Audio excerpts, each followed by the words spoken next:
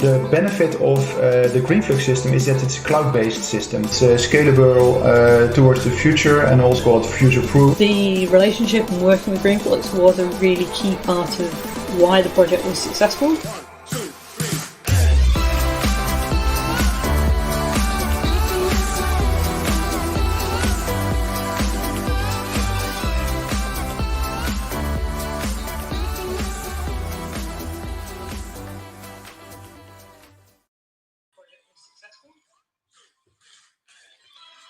Welcome to this webinar. Good afternoon, everyone. We're happy that you tuned in. We've got a great program for you today, I should say.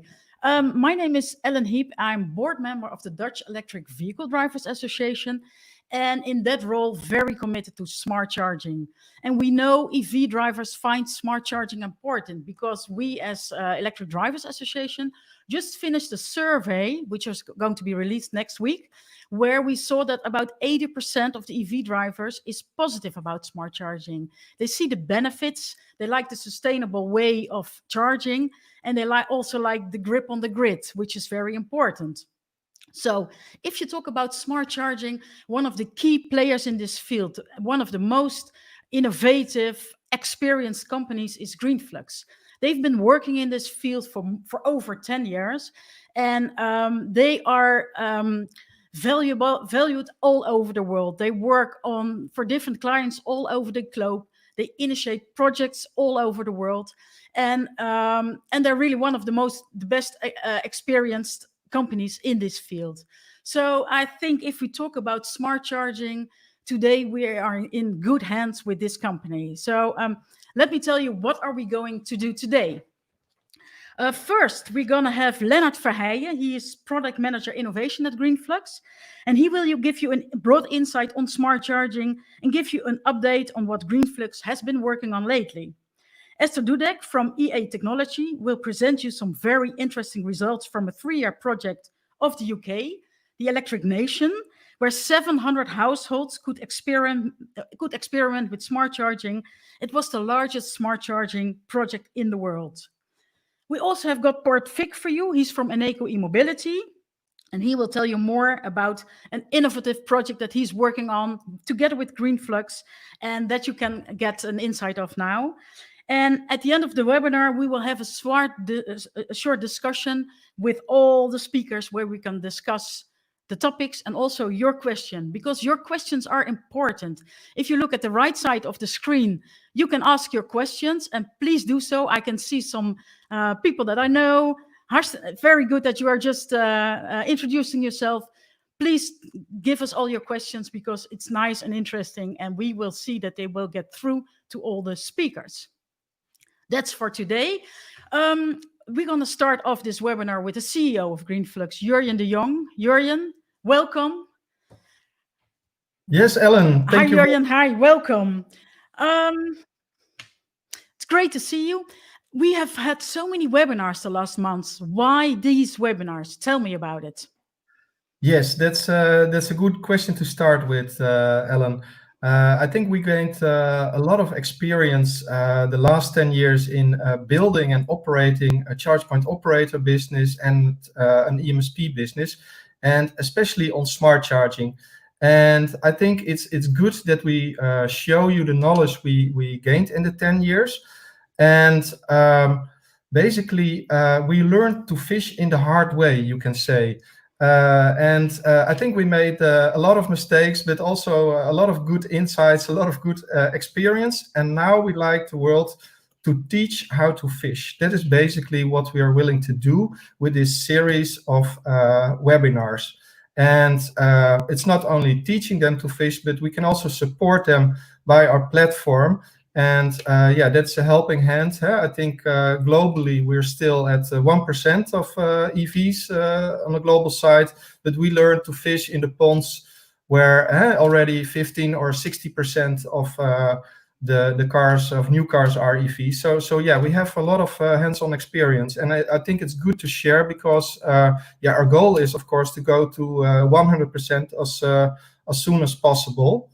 And we launched a white paper on smart charging, so everybody can receive that after this webinar. But we thought we also like to hear your opinion, because that's important for us. So we selected 12 topics. You can see them on the screen, I think.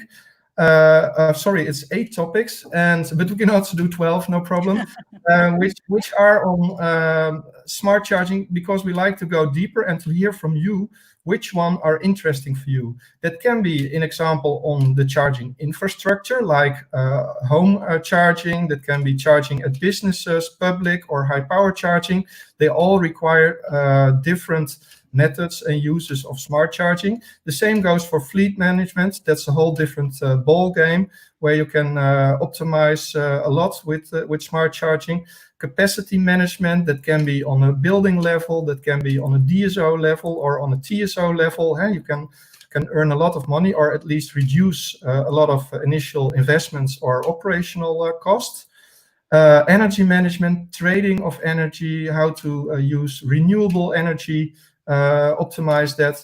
But also smart charging in the utility sector is completely different from smart charging in oil and gas sector or the automotive sector.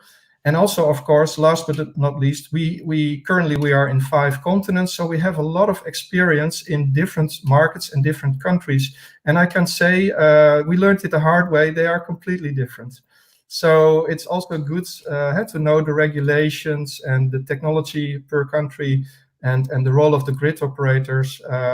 So these are 8 topics where we can elaborate on. And later on, at the end of the seminar, we ask you which one should be coming next.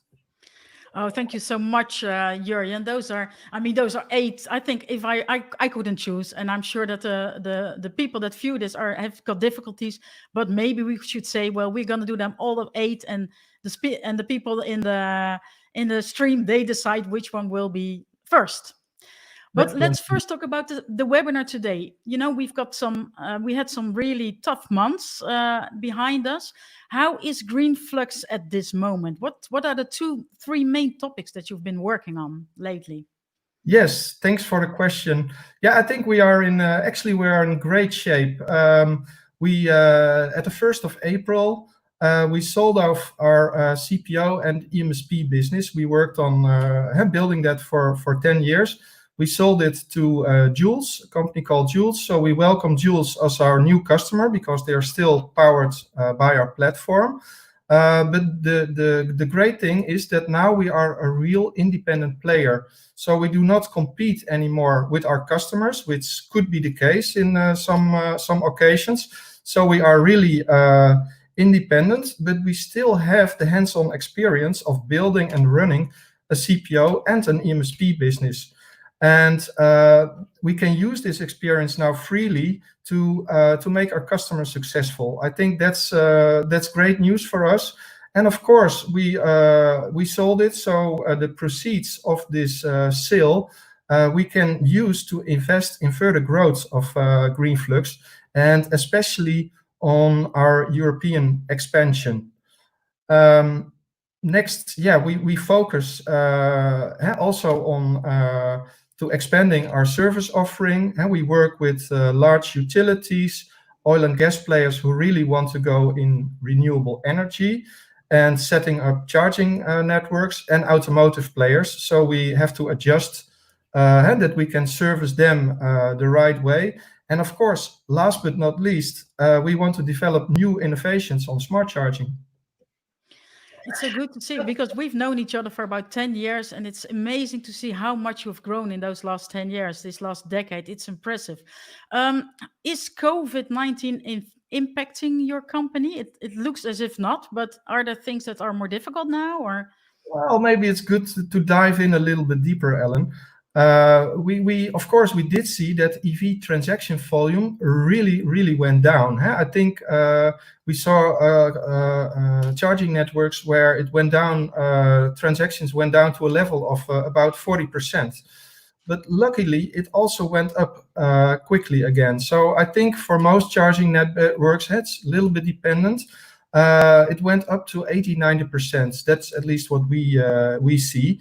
And we expect them to be on regular volumes quite soon.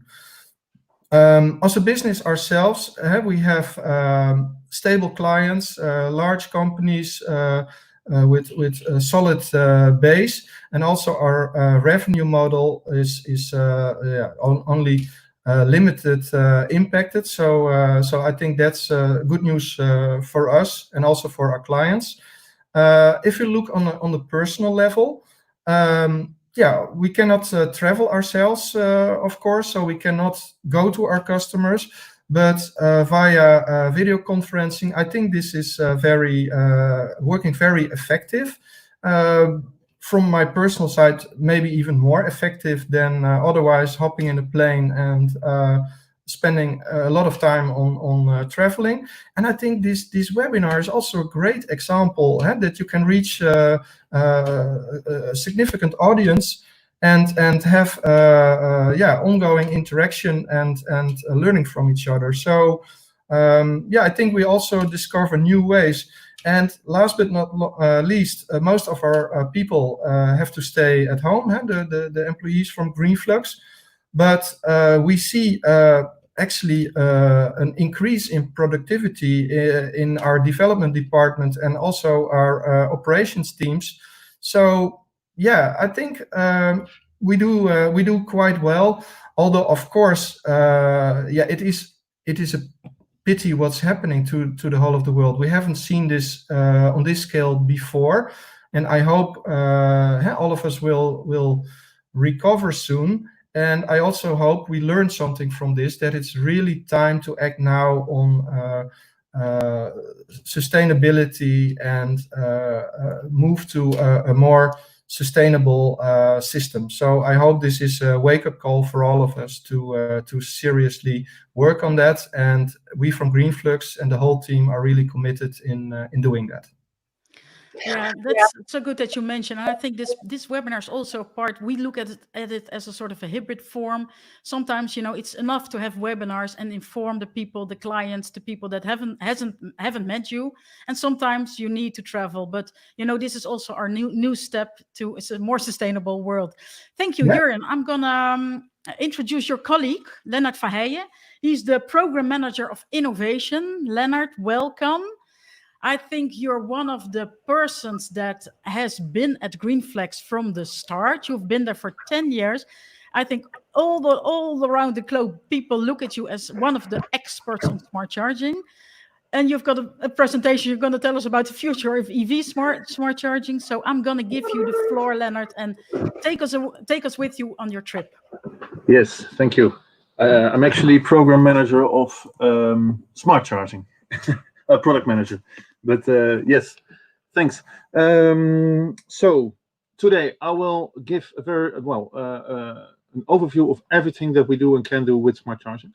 As was already mentioned in the introduction, there will be more detailed sessions on each individual topic later on. We can't go into all the details now because I could easily talk 2 or 3 hours about smart charging. But I will definitely try to make it interesting and try to make it complete. One thing Jurjen already mentioned, it's one thing that's good to understand. Greenflux is not a charge point operator. So we provide technologies to those who operate charge stations and who operate customers who are in the role of the e-mobility service provider. So all the figures that are shown here are actually not our figures, but our customers' figures. So these 25,000 charge stations, we now empower our customers to operate over 25,000 charge stations spread out over 5 different continents. One thing that I found interesting is that we calculated that there's now 810 million electric kilometers driven by the power supplied by those charge stations, and that's enough. That's almost 6 times the distance from the Earth to the Sun. So that's I think it's quite impressive. Let's start with smart charging, and let's start with the very, very basics, because there's a lot of terminology going around about smart charging, a lot of definitions. But for me, the definition of smart charging is really simple. In essence, all we do is that we or decrease the maximum charge rate of an EV. So that's fairly straightforward. I cannot even set the exact charge rate of an electric vehicle because that would allow me to blow up the battery. The only thing we can do with smart charging is set a dynamic limit on a charge session. So that's quite straightforward. Now it gets more interesting if you look at the reasons why you would do this. So what are the reasons that you actually employ smart charging? There are 4 reasons. First of them is that wherever you are, there are always limitations to take into account. There are always grid constraints, and these grid constraints could be at any level. Could be the circuit breaker in your household, could be the circuit breaker in your office. It could also be the grid connection of this office to the grid, but it might also be the low voltage feeder or the distribution station, or at some point, if we have enough electric vehicles, we might even have to worry about the transmission system. And all these levels all have their limitations, and we have to take all of them into account because we don't want to trip any circuit breakers when we all start driving electric vehicles. The second one, also very important, I describe it as dynamic energy prices, but actually those dynamic energy prices are a means to an end. And the end is that on a national level, we want to balance demand and supply in the grid. There always needs to be a perfect equilibrium between the amount of power that is generated and the amount of power that is taken from the grid. And you have, depending on the country you use, you have 6 or 7 different energy markets that all have different price incentives, all with the same goal, trying to balance the power in the grid. And the only real difference between those markets is the timescale and the granularity at which they do this. Sometimes it's months ahead, sometimes it's for the next per hour, and sometimes it's even for the next few seconds that these price signals are meant for. Very important is, of course, also a user. A user has certain requirements. A user has requirements on charge speed. He might have certain requirements based on when he wants to leave, or what price he wants to pay for his charging. And finally, there's local renewable energy, which we partly already covered, because local renewable energy has an impact on the grid and has an impact on the amount of power in the grid. So you might argue that this is obsolete. However, depending on local legislation, there is a business case for this. For instance, in Germany, if you have roof-mounted solar panels, then you're not allowed to feed back more than 80% of its maximum power into the grid. So if the solar panels are on maximum power, then there's a very good use case to try and charge your electric vehicle with this energy. And there's different examples from different countries. So this last use case depends on local legislation. Now, how we do this is, I wouldn't say unique, but is different than what most of our competitors do with smart charging. And I'm saying competitors, but it's not really the same thing. So we control everything from the cloud. So we don't mind what charging station we manage, what the power is, where it is located, what brand it is, what firmware versions are on it, as long as it can communicate via OCPP, which I think 98% of all charging stations in the world can do, then we can smart charge it, and we combine all of that.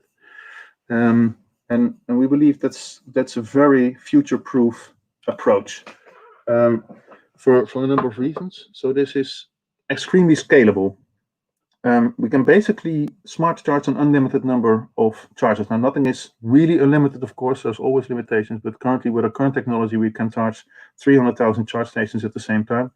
And at the moment that we should reach this limit, then we will add extra server power and we'll add extra memory, and then we can easily go to 3 million or 30 million chargers, and we can always keep scaling up. That's the beauty of doing everything in a cloud-based system. It's completely interoperable. I already mentioned this. We can do this with any charge station. We don't mind the brand or the manufacturer. It's very, very fast. And also quite important, it's very flexible. So there's all these inputs, all these reasons for smart charging. I already mentioned them. We can take everything into account. We can take a subset into account. We might add more information, like for instance, state of charge via a specific API, or that we know with a reservation system when certain cars need to leave. You can take a lot of inputs into account when you do smart charging, but you don't need to. And all we need to do is create interfaces from our cloud system to basically anything. And it's very future-proof. And this is something that I personally very much like. We just did what I think is a great update. I will talk about it in a few minutes. which significantly improves the capabilities of smart charging, and nothing changed on site. There were no installers, there were no settings changed locally. We did an update in the cloud system and everything suddenly worked a lot better. And this is definitely not the last update that we will do. We will keep doing a lot of them over the years. And we'll keep improving the smart charging functionalities without changing anything on the chargers itself. Make a quick comparison with what I called competitors, not really competitors. So the other way that smart charging is usually done is via a local smart charging network, and this can work quite well. And what you would typically do is you would take charging stations from a manufacturer, you connect all of them together via some local communication cable, Ethernet cable, or whatever, and then you have one master charge station and a lot of slaves, and there's some local network. And there are some situations that this is fine, although we think that the cloud-based approach is quite beneficial, and there are some reasons over here. So, for instance, if you do this local communication protocol, it's always a proprietary protocol. There's no standard for it, which means that as soon as you start going down this road, you have a complete vendor lock-in with this manufacturer, because as soon as, for some reason, you want to install a new charge station from a different manufacturer at the same location, then it won't work together. Well, we don't have that problem in a cloud-based charging network. I already mentioned that the number of charge stations is virtually unlimited, whereas, well, I know most local networks cannot combine more than 40 stations. I know one that can actually support 100 stations in the network, which is pretty good. But yeah, we have no limit on it. And of course, the amount of use cases. I mentioned we have grid congestion as a driver for smart charging, energy optimization, user inputs, and renewable energies.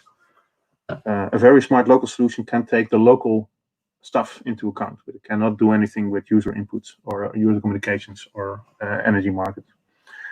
And of course, there's a limitation in distance. Also, the ease of installation.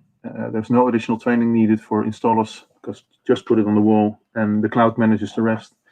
And also quite important, both systems are pretty robust, but also both systems are vulnerable. There will always be something that breaks down. But the beauty of a cloud-based system is that the two most important factors are the communication with the charge stations, which are monitored 24/7 by telecom operators, and also self-healing. And if it's not self-healing, then we'll send out people to fix it very, very quickly. There's a lot of redundancy in there. And the same goes for the cloud system. We do everything from the Microsoft Azure cloud, which has a lot of redundancy, and it's basically self-healing.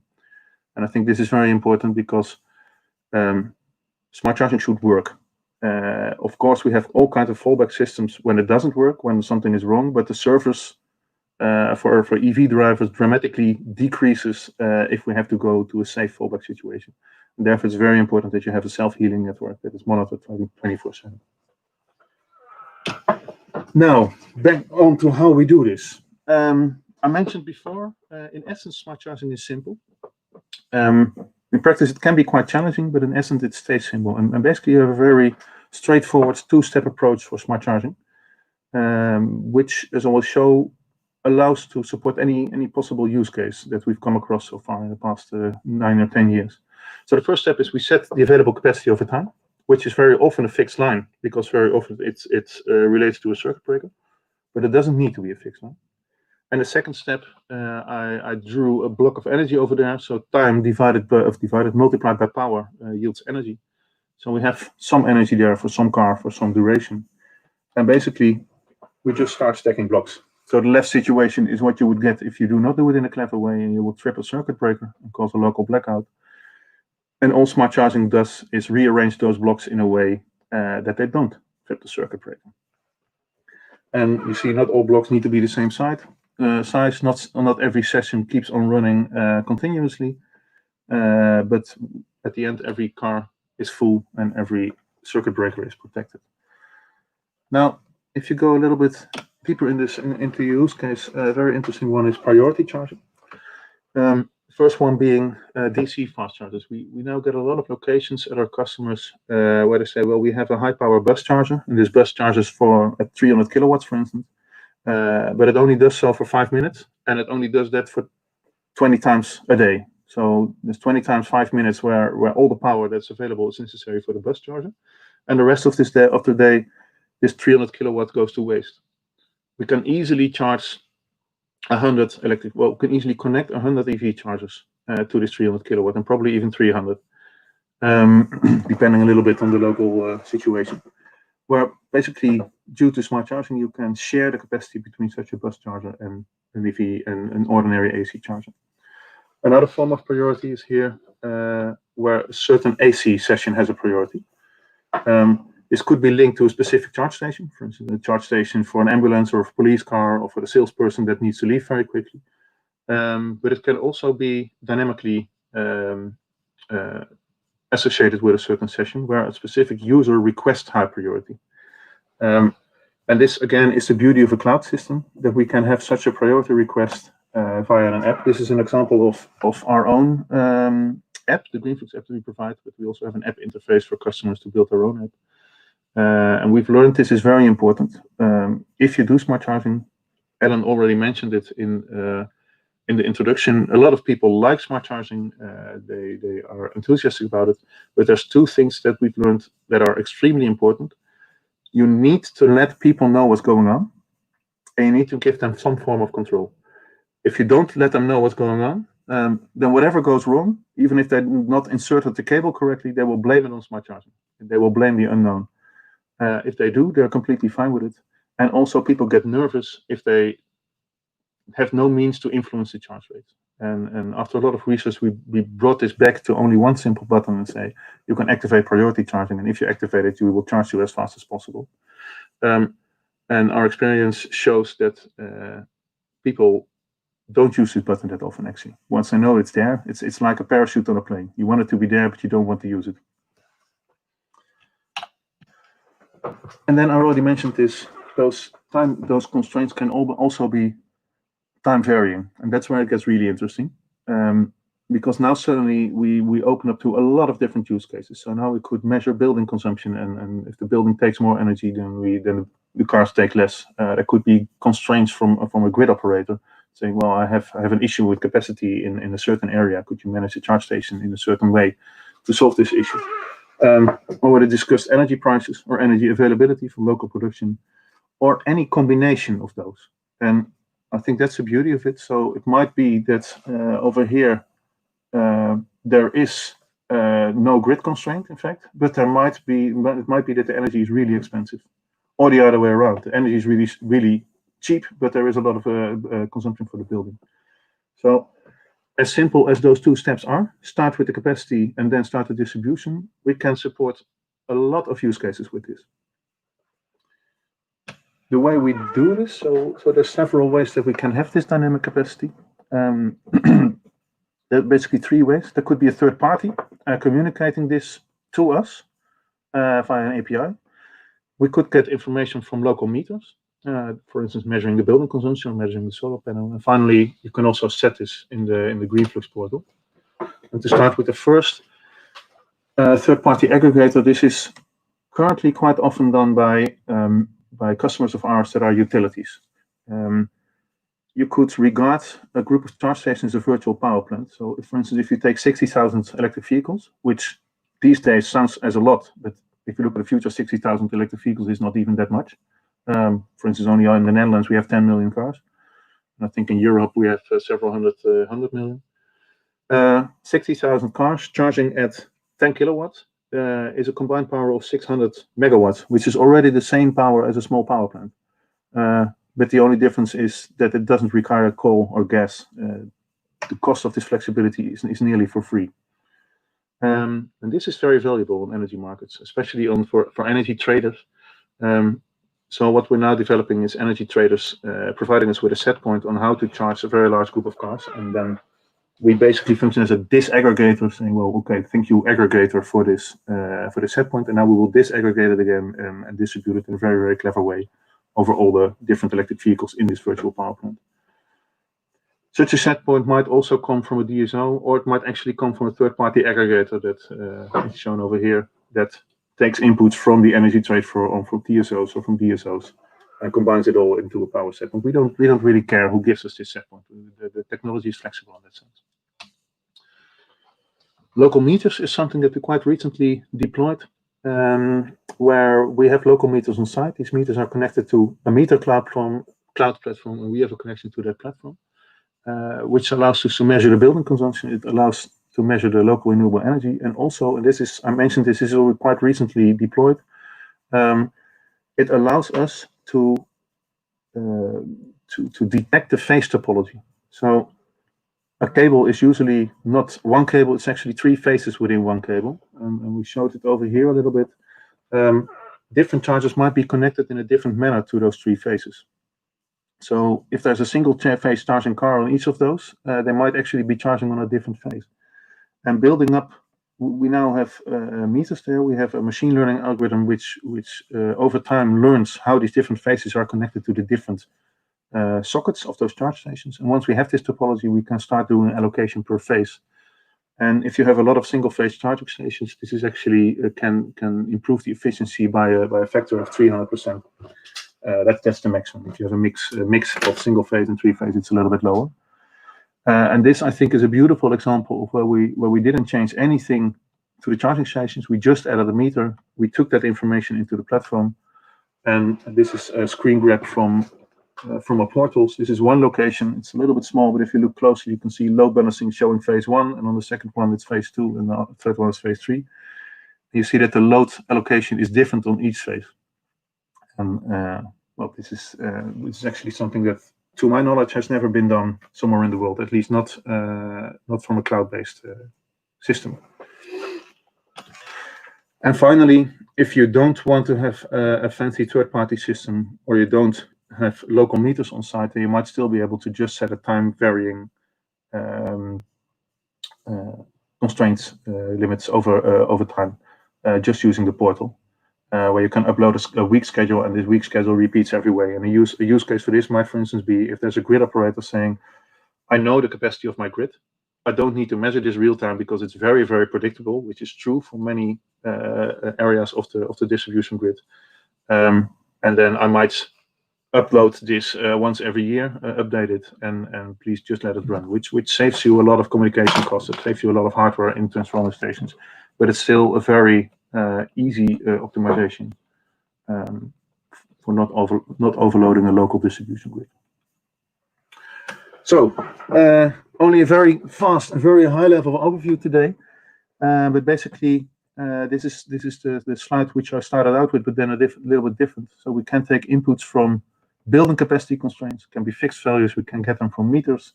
The same holds for sorry, I'm confused. The bottom one, so input from local renewable energy. You can also take that from local meters. We have an app or interfaces for third-party apps to take input from EV drivers. And we have several means to take inputs from energy markets or from aggregators. And we can combine all of that and create a multi-stakeholder optimization and then send smart signals to electric vehicles. So that's it for now, but of course, if there are questions for more details, then there's room for that.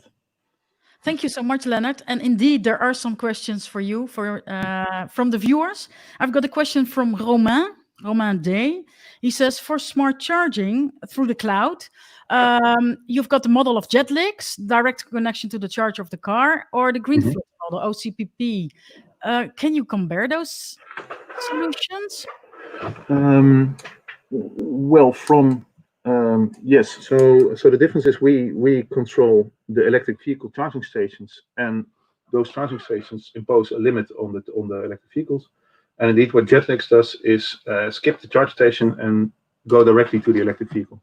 So basically, everything I just told, you could do the same in the Jetix way.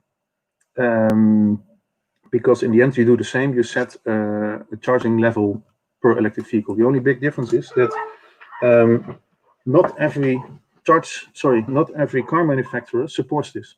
In fact, actually, a lot of them do not. And the ones that do, for instance, I know that Tesla supports this, but it's via an unsupported API. So they just might change it overnight and say, we no longer support this, or we do it in a different way. So yeah, it would be a good solution if there was a uniform protocol supported by all different OEMs. But that's at least to my knowledge, it's not the case. Whereas what we do is, well, I already mentioned 98% of the chargers support OCPP, and it will always work, and every car will listen to the smart charging signals that we send. But this is why we think that doing it via the charger is a more scalable way. And Roberto asked a question, and I think Romain also said sort of the same thing. Like, what will happen? Can Jetix and Greenflux work at the same time, or is there an issue then? How does that work? That's that could conflict. We have fallback scenarios for that, because in the end we know that we can only impose limits to charge stations, to electric vehicles, but we can't control the actual charging. So we will try to influence an electric vehicle into certain behavior, but we cannot force it to behave in a way. So when we detect that it doesn't work in the way that we want it to, then we adjust. So we will see that it acts differently, and we will take that into account, and then, for instance, allocate capacity to other cars instead.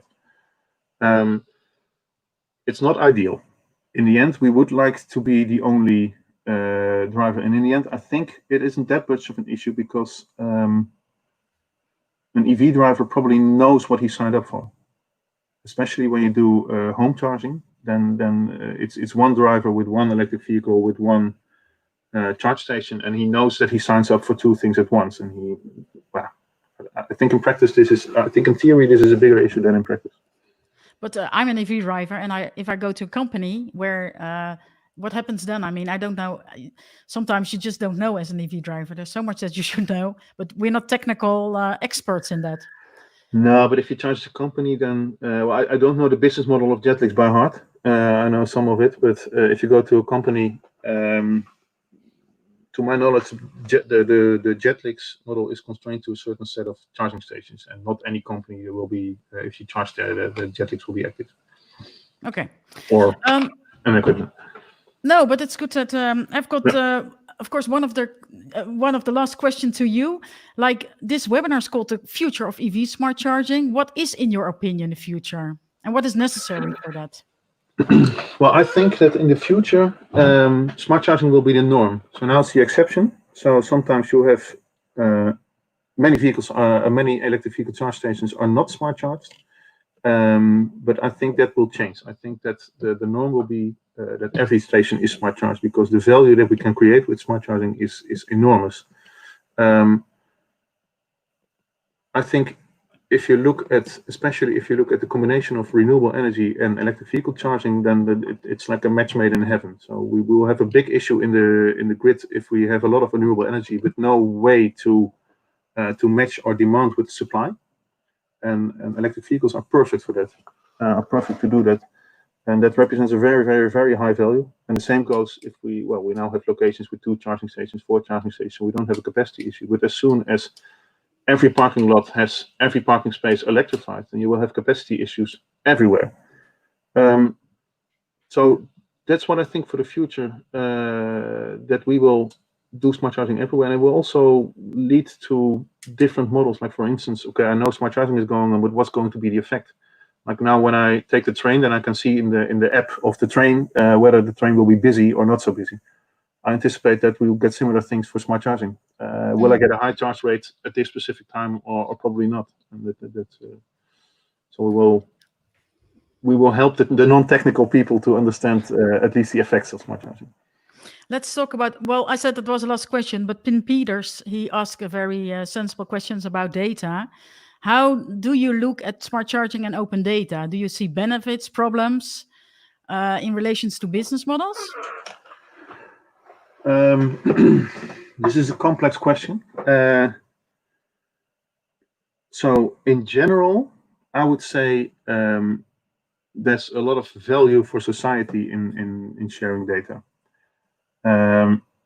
Why it's a complex question is that we as Greenflux do not own the data. So we are, well, in legal terms, we are a data processor, and the data is our customers. So it's not really up to me to decide for our customers that all the data they have should be shared with the community. yeah, so that's that's a little bit hard. No, that's good.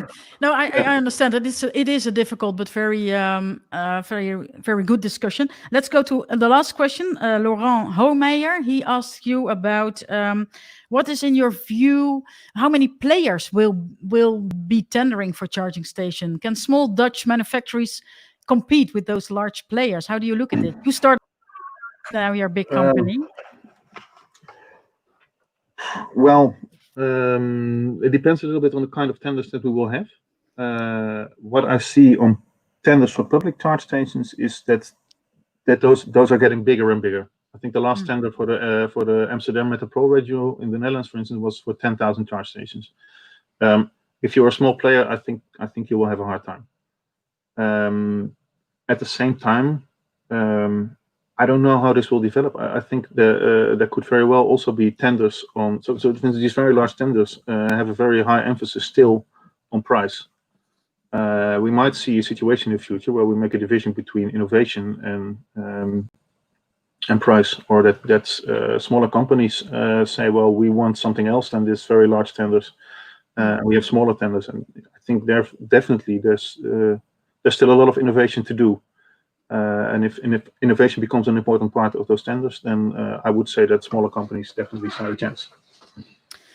Okay, thank you so much. That's an honest answer, and maybe there's something in corporations that small companies could cooperate and do bigger tenders. I would want to leave it here. If people have got questions to Leonard, please do so, because Leonard will be back in the discussions after we've shown you some testimonials. So see you later, Leonard.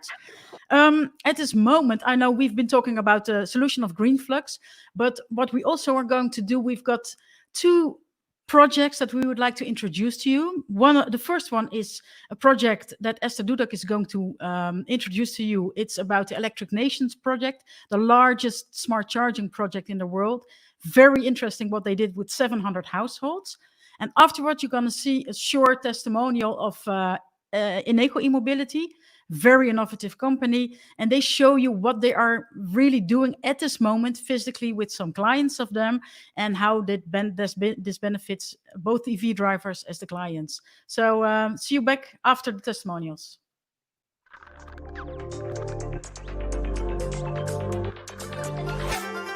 I'm Esther Dudek. I'm a senior consultant at EA Technology, and I work in our electric vehicle infrastructure team. From 2016 to 2019, I was a technical lead for Electric Nations. That was a big project for us, working for Western Power Distribution, who are one of the network operators in the UK. It was an innovation project of theirs, looking to understand how people will charge their cars at home, what impact that would have on distribution networks, and then how we can manage that by doing some smart charging. Electric Nation was all about customers who charge their car at home, so they had to have a driveway, somewhere to park off street and charge their car.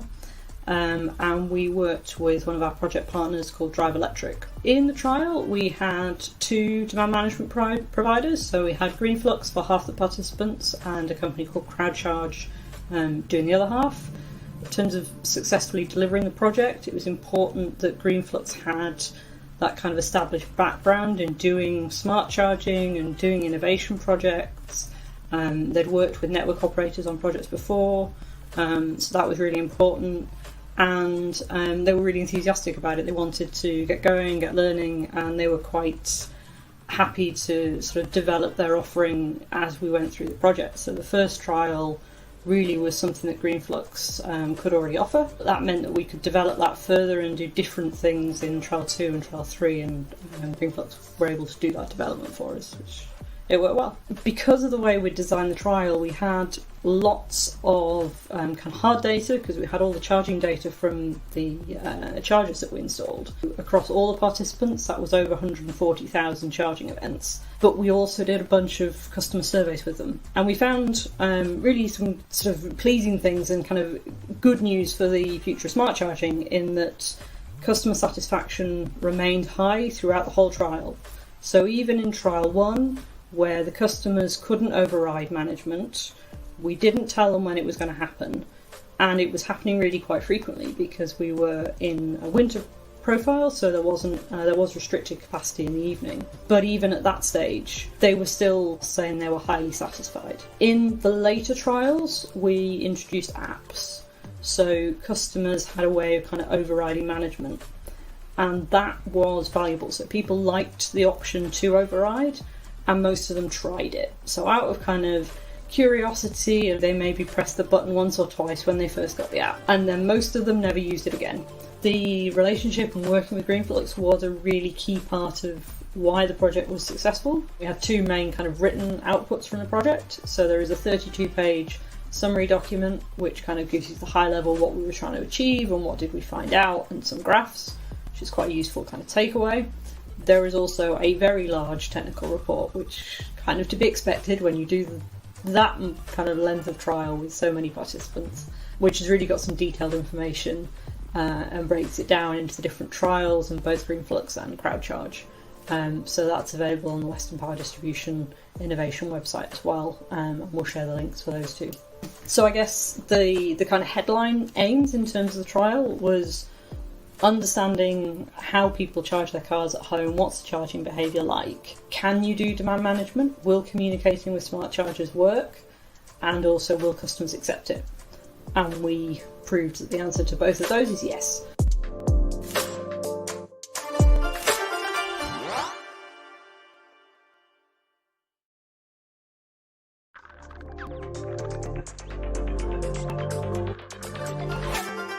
I'm Bart Vik. I work for Ocoee Mobility as a lead technology and product developer. We see an increase in the requests from customers for smart charging since the number of charging stations at locations increases, and available grid capacity often is a limitation. As a company, you want to have the charging stations, but you don't want to increase your grid capacity, because you then have to pay a higher fixed fee to the grid operator, and you have to put down a lot of new infrastructure. So then it really makes sense to optimize the use of the available capacity in order to create as much charging comfort as possible. And Ocoee Mobility is acting as the CPO and MSP, so we host the charging stations, and in case the customer is also requesting charge cards for their employees, we also provide those, so the total solution. What we do in smart charging is that we put down the charging stations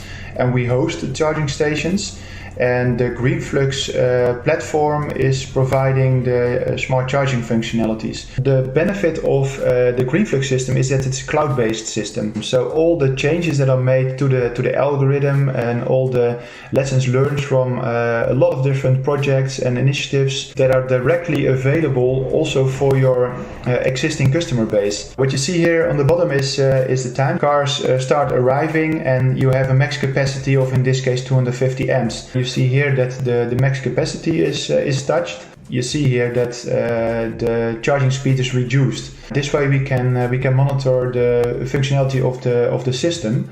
And to give you an insight, for example, all these networks are connected to a three-phase network. Here you see that there's also the limit at 250, but that limit is not reached. So here you see that there's a possibility to improve the physical layout of the system, and therefore increasing the charging comfort of the users. The biggest benefit in using the Greenflux smart charging platform is that it's scalable towards the future, and also let's call it future-proof. First, we started with the basics where the algorithm takes into account the energy request from the cars and make sure that you don't overshoot a certain threshold. So you have a max capacity of, let's say, 250 amps. And the charging algorithm makes sure that you don't overshoot that max capacity, because then the main fuse of that field will blow. That's the first. We've made sure that also other factors are taken into account. In the future, it's not only relevant to have a fixed max capacity, but you also want to utilize spare capacity. For example, if you have a location with a restaurant that only uses some heavy equipment during 11 and 1 o'clock, then it makes sense to reserve that capacity between 11 and 1 o'clock for the restaurants. But outside of those hours, you have additional capacity that you could use for charging electric cars. So that's already a step forward. And if you also use that in a dynamic way, then you look at the current consumption of a building of a limited connection, and you steer the max capacity based on that consumption. For the driver itself, it can be quite frustrating to know that you can only get let's say 3 or 4 kilowatts. Well, there's an empty field of charging stations around you. Well, when you arrive at a smart charging platform, then you know that probably there's a limitation. But if there are not a lot of cars charging there, or if there are cars connected that are already full, that the smart charging algorithm allocates as much power as possible to your car. So you not only have to inform the customer in detail what the smart charging does and what it means, but also the drivers need to be informed.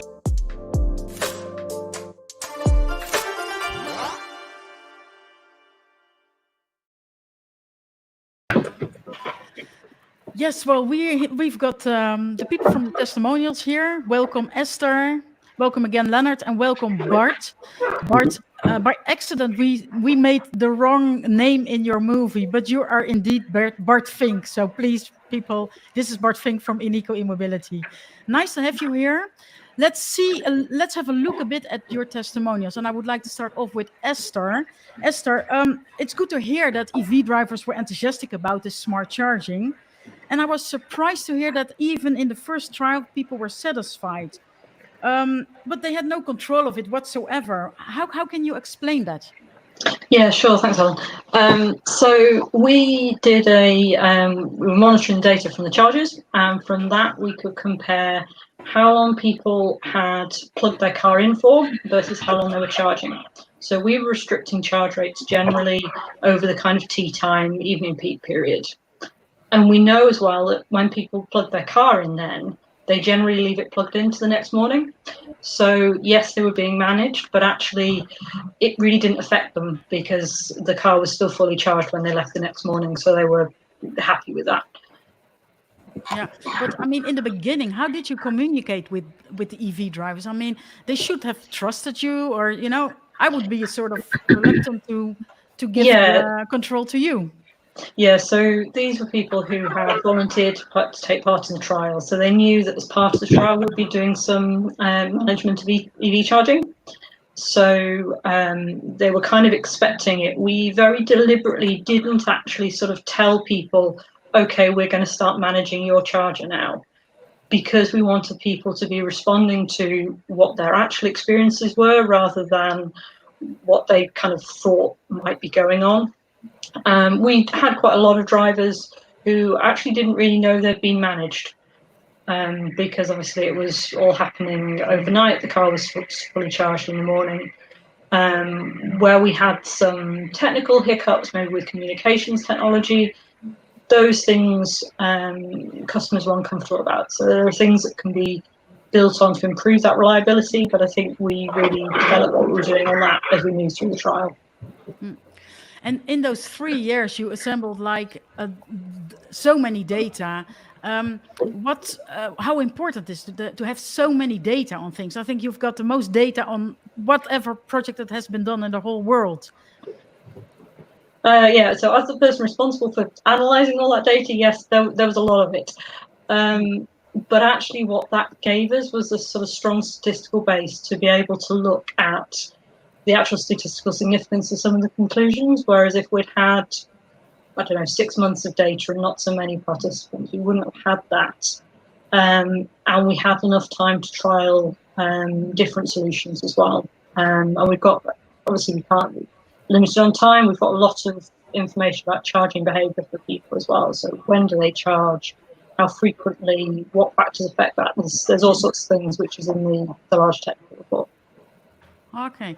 And if you have to sort of say the 2 or 3 lessons learned, what are they from this project? So the key ones that we generally pull out is the thing about flexibility. So that when people plug their car in the evening peak, there is loads of flexibility there, which is good news for smart charging because you're unlikely to inconvenience people.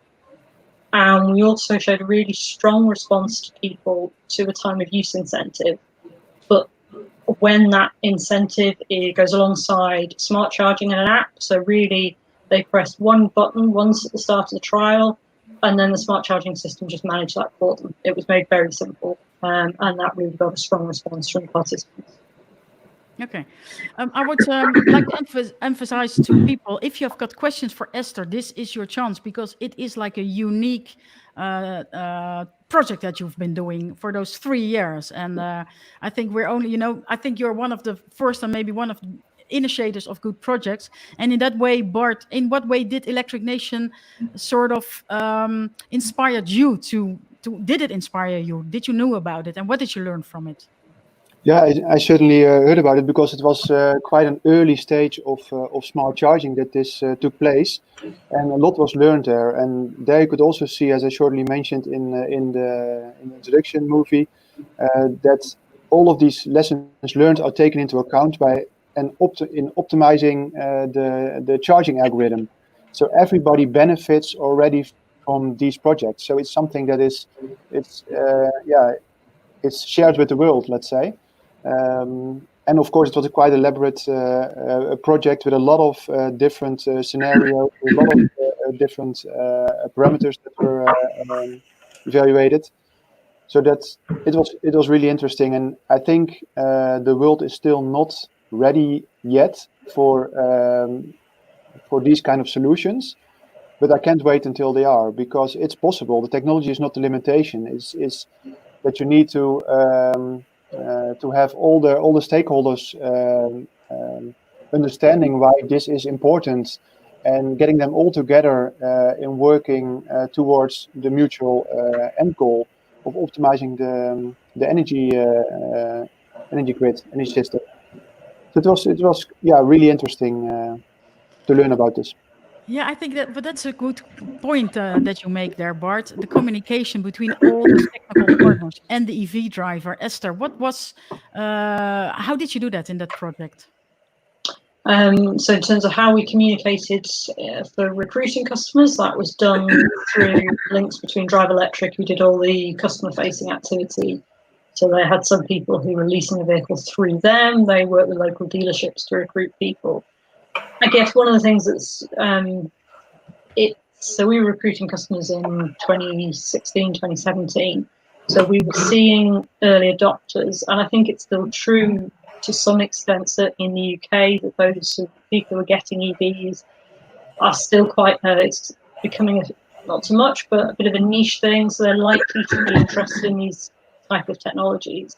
I think how we describe smart charging and make clear the benefits for it, that will need to develop as EVs become more mass market. Yeah, and that's one of and you posed the question, Bart, about communications. I'm an EV driver, and I could see one of the persons in the list of questions also said, where is the point of view of the EV driver? If you talk about smart charging and within your projects, how do you tell those EV drivers what is smart? How do I know that if I enter this parking lot that there is smart charging going on? How does that work?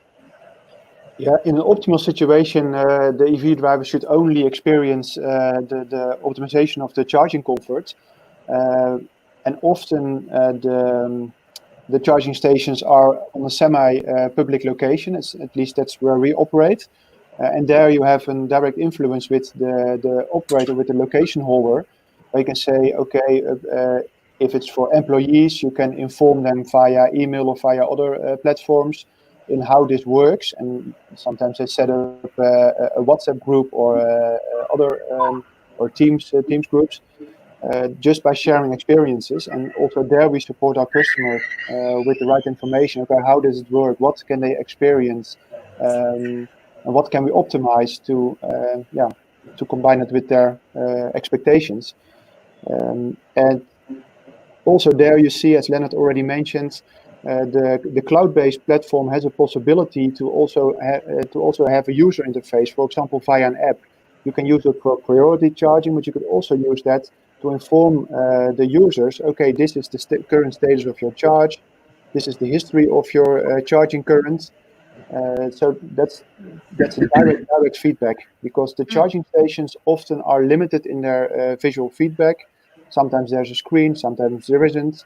Sometimes it tells you how fast it charges, and often you're not with your car. So you want to see it remotely and just want to have the comfort that everything is in order and is operating in a normal way.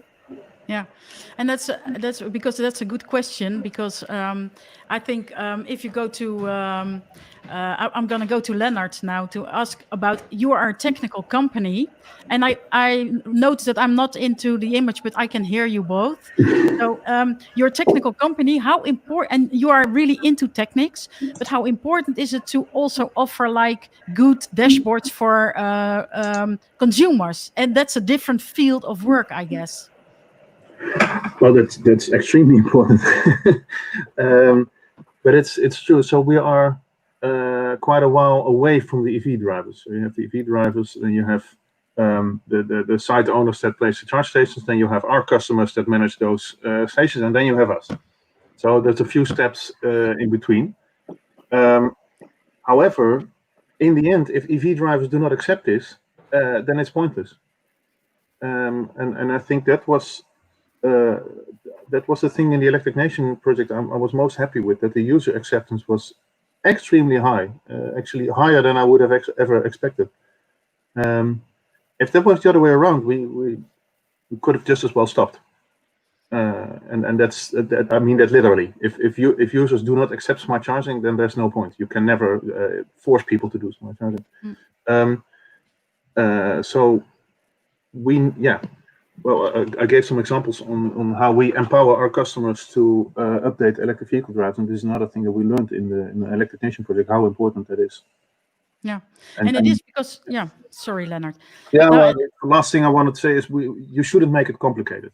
There's also been a lot of experience with that. Also what we did, for instance, asking people when they are going to leave, how full their battery is, what their next trip is, how much kilowatt hour is in there. Most people don't even know what a kilowatt hour is. Don't bother people with that. And it's the new generation of EV drivers. The first generation was inclined to sort of look at all the details, and they were sometimes a bit nerdy on techniques. But the next generation, just want to plug in, and smart charging. What is it? It must be simple, and keep it simple, stupid. That's what I think we should. It should be the message. And sometimes for technical companies, it's like I think that's why those Electric Nations projects are so valuable. That you really listen to the driver and take that information into your company vision and the project that you're working on. So, but question for you, Bart. What can you advise other companies? I mean, you're working now, and if you want to start as a company with smart charging, what is it that you can advise them? Yeah, in line with one of the earlier sentences, keep it simple. Start with the basics and build it from there. And first, try to understand what is happening and what this means for your customers and also for the end users. And then build from there, because you can think of a lot of elaborate systems and all these parameters that you want to take into account. Also, the technology is there, so you can build it. But then when you go to actually into the field and sell it and have people experience it, then it can be really a dissatisfier. So start with a very simple promise to your customers and to the end users, and build it from there. It's in my experience that works best. Yeah, and I've also asked it already to Leonard, but I would like to ask Esther as well. If you look at the future of smart charging, if it's maybe a big question, but what do you think is important? What do we need? I think I'd echo what the others have said about keeping it simple. So I think for probably domestic chargers, whether we have some arrangement where the customer has a deal with their energy supplier and the management of their charger is handled through that. So they maybe they get a reward for allowing that to happen, but we're not asking them to provide lots of information.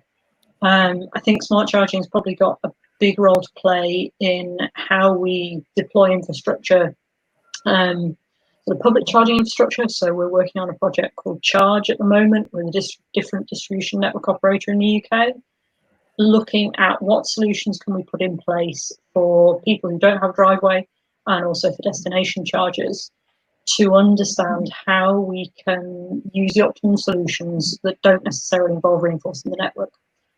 So I think smart charging is going to play a big role in that, because it should be cheaper and it should be less disruptive than just putting more copper in the ground. Yeah.